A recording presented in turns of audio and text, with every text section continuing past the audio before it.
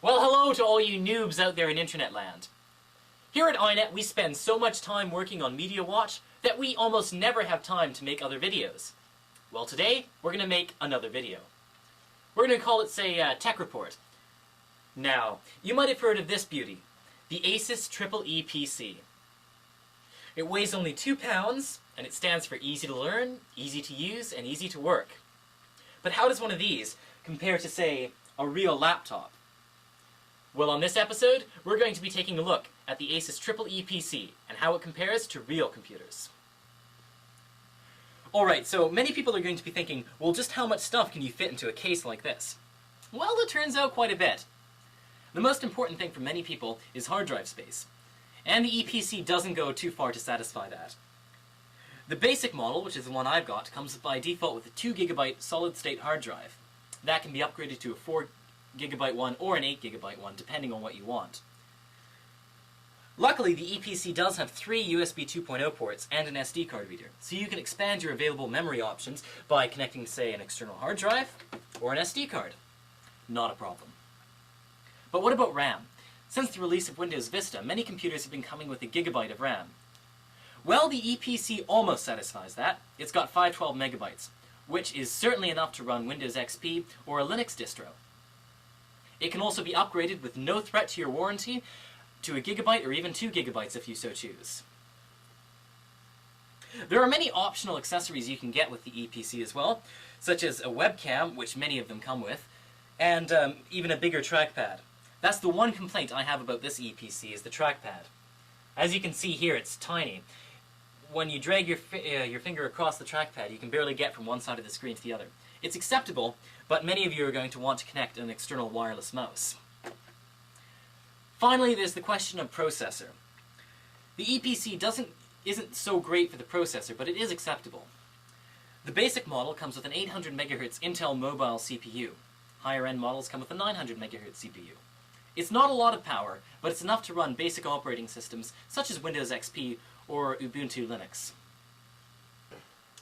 So by default, the EPC comes with a version of Linux, an Xandros distro that's been modified by Asus.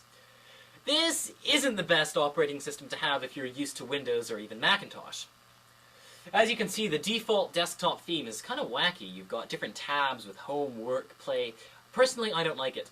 Luckily, this is Linux, so there's a way around it. Just Google command line hack to get advanced desktop settings, and you can, in about 2 minutes, you can get to the KDE default desktop theme, and you can be rocking away. It looks just like Windows. But say if you want actual software compatibility as well. Well, Asus does say it is possible to put Windows XP on the EPC. I decided to try that. And sure enough, it works like a hot damn. With every EPC, Asus includes drivers for Windows XP, so you can have things like sound, wireless networking, things that make the computer run.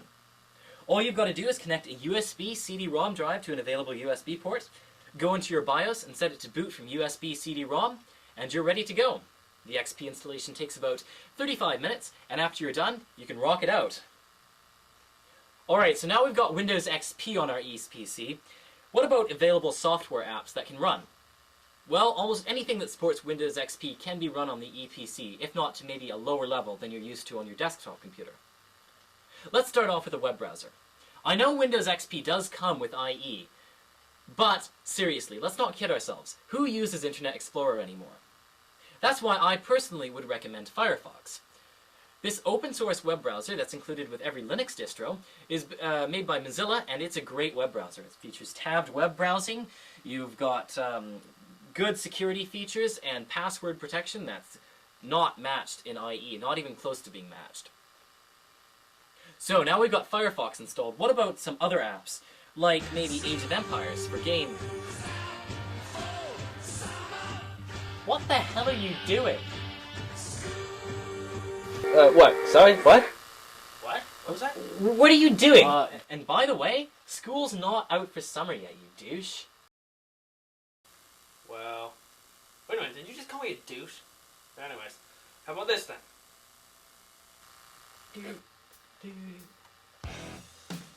Honestly, some people. Oh.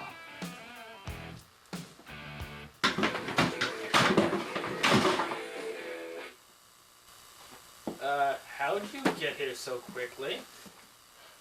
I ran! What do you think? You ran? Well, it's just across the fucking hallway. By the way, why'd we put the fucking storage room across the hallway from the studios? I don't know, it seemed like a good idea at the time. Why are you here? I'm here because you interrupted my fucking show. That was a show? Fuck you! I am gonna get you now, buddy! Oh, You better start running!